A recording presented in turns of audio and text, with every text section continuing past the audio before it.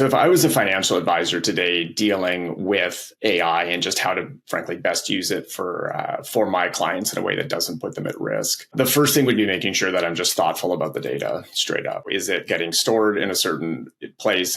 Most importantly, frankly, can I delete it? And when I delete it, do I know it's deleted fully? There's not a lot of copies of it sitting around and things like that. Communicating with my clients that I'm using it. I think, in pretty much all business relationships, but definitely with financial advisors, trust is one of the core things that you're providing your clients, and being very thoughtful. And if some people don't want to use it, that's fine. But essentially having that option and making sure that you're having a discussion on how it's used and what you've done to protect the data and make sure that the systems you're using are protected is a huge one. It sounds simple, but just access control to the system. Like, do you have single sign-on? Is there tight access control? Because if someone else could somehow get your password or log in or do anything else, they would have access to a lot of data, right? That's very, very sensitive to people, and that can cause issues in almost an unlimited way. And then my last one, I would say, really is just thinking about what data I'm holding and where I'm putting it. So if, normally a financial advisor will have essentially a record on a client. And I think it's fine if they say that, look, I have details in this area. I put planning data in a planning system, and I'm going to keep some other information about discussions we've had in this other system. What I wouldn't do is keep copies of that around everywhere,